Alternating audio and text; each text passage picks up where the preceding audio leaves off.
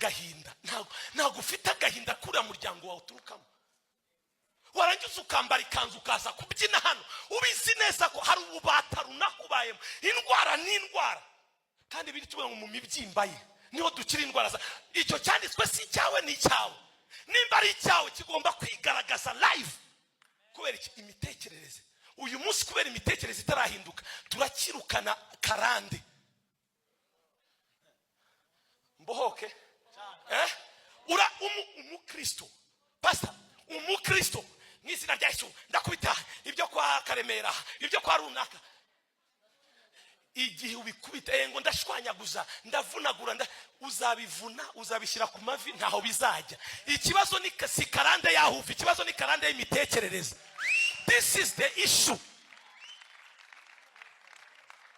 Bajene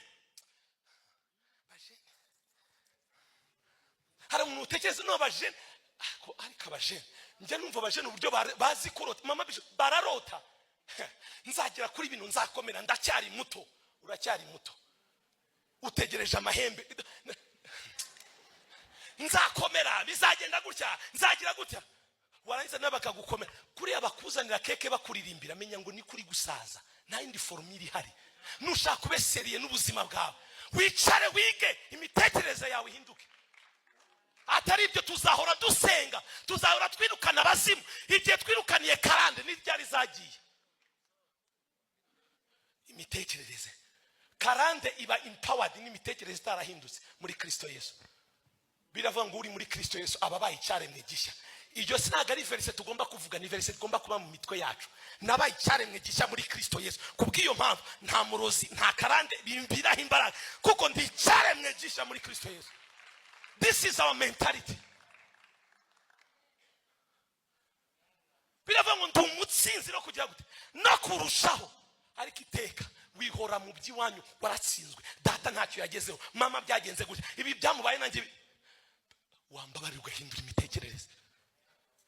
Fosweya Imana yantumye mbabwire, igihe kirageze. Mbere y'uko usirimba, mbere y'uko usenga, banza ukore ku mitekerereze yawe. Banza ukore ku mitekerereze yawe. Niyo mpamvu usanga pastor abarokore babiri baricanye bose bakirijwe umunsi umwe, ariko Imana iri kumublessing undi bisa nkaho nta mana agira. Imana ntagironda kuki kuri ntagirobanura ku butoni. Icyo umuntu abiba nicyo umuntu asarura. Abagalatiya 6 ndagira nkusabe iki kintu, imitekerereze yawe nidahinduka uzarushaho ugenda usebya Imana ntayitagira imbaraga. Kubera iki? Ni imitekerereze. Iteka wibona nk'uwatsinzwe. Niki Kristo yamaze ku buzima bwawe nataguhindura imitekerereze? Wakiriye Kristo uruhura, wakiriye Kristo ukiza, ariko